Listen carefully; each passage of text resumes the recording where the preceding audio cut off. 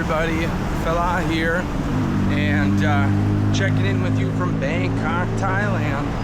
I'm assuming that you clicked on this video because you are on your way to Bangkok, Thailand for the first time. Well, stay tuned because I'm going to go over some of the do's and don'ts on your first trip to Thailand. So let's assume that you already booked all of your accommodations, including your flight and your departure flight and your hotel, Airbnb, and so on. So your next step before you even come to Thailand is to fill out the TDAC, the Thailand Digital Arrival Card. Basically, the TDAC is required as of May 1st, 2025 for everyone that is not of Thai nationality and does not hold a Thailand passport to fill out on arrival to Thailand. It asks for very basic information that you have. It is not an application. It is the same thing as a handwritten arrival card that most countries are going away from to try and reduce, congestion at the airports. So what the TDAC is going to ask for, it's going to ask for your personal information, including your name, date of birth, and it's also going to ask for your accommodation information, maybe your hotel address, and also your arrival and departure information if you're coming by land, sea, or air. Once you fill out the TDAC form, you can submit it and you will receive a QR code that is usable for one time only on the day that you chose for your arrival date. That brings me to my first don't, which is do not forget to fill out a TDAC because you may be declined entry to Thailand. Keep in mind that the TDAC is to be filled out 72 hours to your arrival time. So if you're coming in a week, you can't fill it out. But if you will be arriving within 60 hours, 50 hours, whatever, you can fill it out. So once you have received your TDAC QR code, you are ready to come on your way. So the next step of the process would be immigration.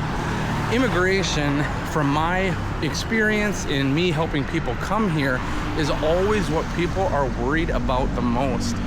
People don't want to fly, 30 hours or, 40 hours or whatever it may be and go through all these connection flights, go through the process of getting here to be denied entry.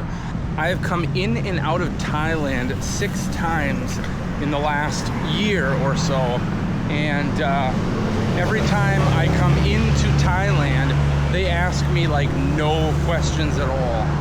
I legitimately just walk up to one of the immigration officers, hand them my passport, do the facial recognition, do the fingerprints, and I'm on my way. Make sure when you are going through immigration that you are ready ahead of time to answer any question they may have, which would include what is your reason for travel?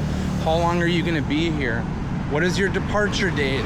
And maybe they'll ask you what airline you're intending on using when you leave, and so on. What is your accommodation information, your hotel address? Just have all this stuff ready and easily accessible in case they do ask or they ask for proof. Make sure if you are coming here on a visa-free tourist stay that you don't mention anything about work and you don't mention anything about study, because if you do, the immigration officer can suggest that you go through additional screening. My God. Once you have made your way through the immigration process and you're in Thailand, you're gonna notice that your phone is probably not gonna work. Most foreign SIM cards do not work in Thailand, including AT&T and Verizon and so on. So when you come here, maybe your phone carrier will support you here depending on where you're from, but I'm not going to guarantee that. I would always suggest that you just go the route of getting a tourist SIM card. And there's some websites online that you can buy tourist SIM cards from, but I don't advise that you do that because in Thailand it is extremely easy to get a tourist SIM card. You can get them from 7-Eleven, Tops Daily, the airport, and so many other places. most of those online websites that sell tourist SIM cards, especially for Thailand, are getting SIM cards from these companies and then upcharging it and reselling them back to you, when instead you can get them directly here from the carrier. I would always suggest DTAC. That is kind of my go-to. I think that they have the highest quality of coverage from my experience with all these different carriers, and they have some of the best prices. I would suggest going to 7-Eleven, trying to get a 5G unlimited plan for however long you're staying. And if you need more data, just add data to the SIM card that you have. Don't buy another SIM card, because if you just recharge the SIM card, it's gonna cost you half of what it would to re-buy a new SIM card. One thing that you're gonna notice at the airport with some of the mobile carriers there in their SIM cards is they're gonna have these ridiculously overpriced SIM cards, unlimited data for a month for 3,000-4,000 Thai baht. Those SIM cards you do not buy. You want to go to 7-Eleven or Tops Daily and just get a general 5G unlimited SIM card for a month and expect to pay approximately maybe 1,000 Thai baht for the month. Some could potentially be less, some could be a little bit more than that. And like I said, when the month is over, or the week, or however long you're staying, if you need more data, recharge that SIM card.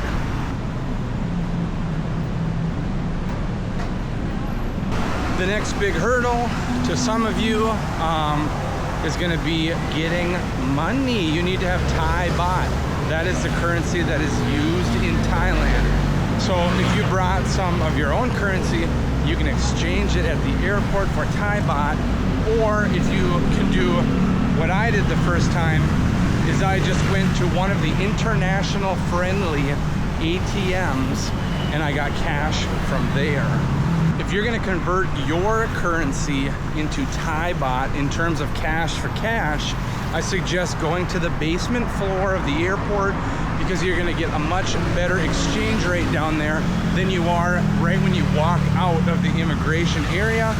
I don't advise that you exchange right after you come out of immigration, because they're going to get a little bit more out of you and you're going to walk away with a little bit less money.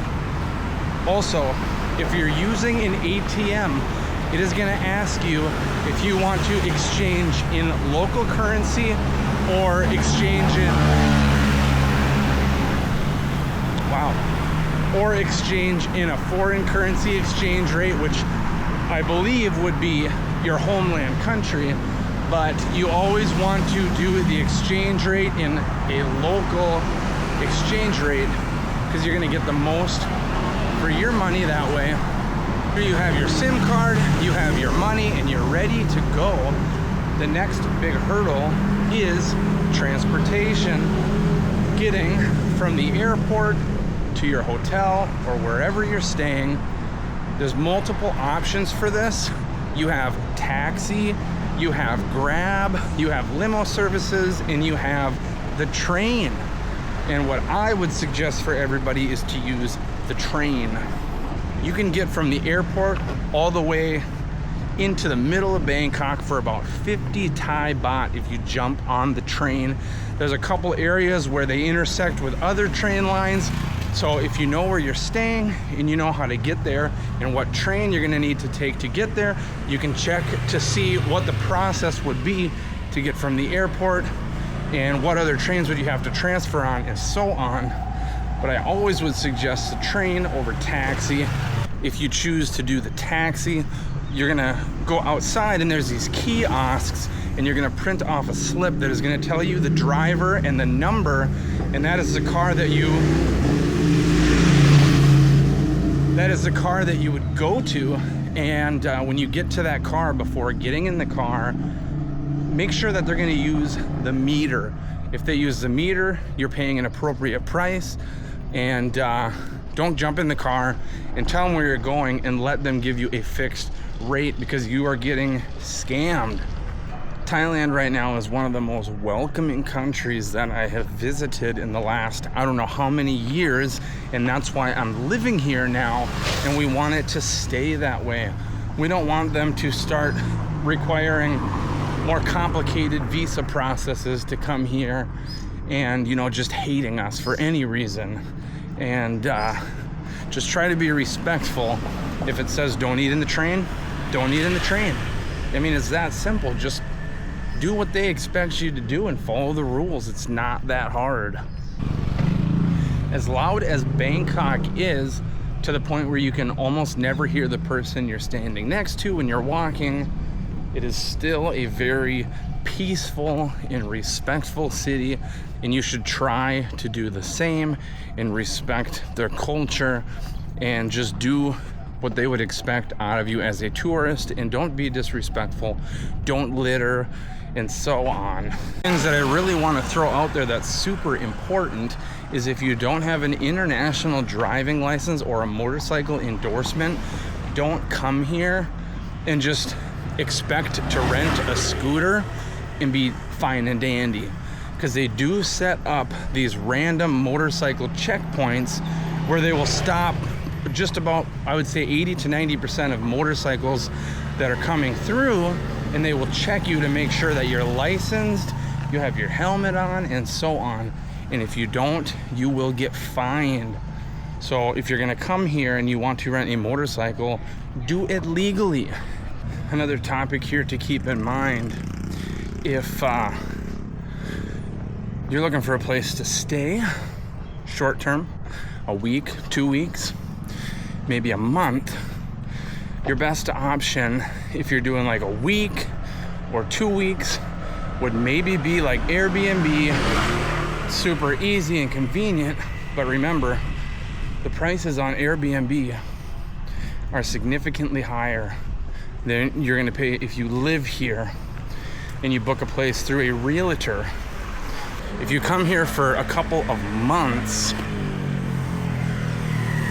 then I would say, you know, maybe get a place through Airbnb for the first week, or maybe a few days if you already have an agent lined up to help you find like a longer term rental. But yeah, I am offering free assistance from the airport to town, both Dan Muang and the main airport that you'd fly into internationally.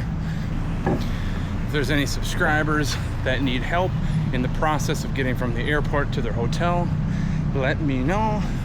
I'm offering a free guide as myself to help you get from the airport to your hotel or wherever you are staying, and show you the process of using the train, subways, taxis, and whatever it may be.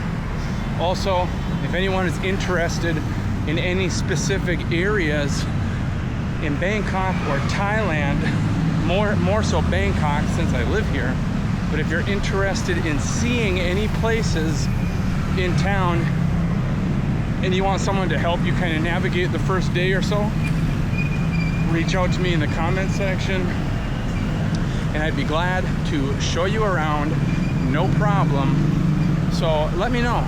I'm available, I'm flexible, my schedule is flexible since I work remotely and I work for myself. I can pretty much make anything work.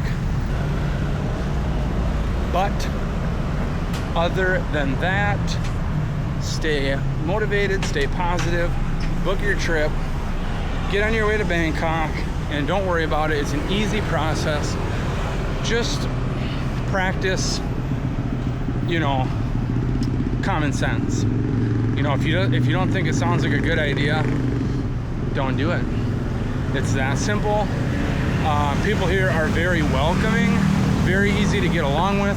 There's a lot of English here, so pack your bags, jump on your flight, and get on over here to Bangkok, Thailand. I'll see you next time.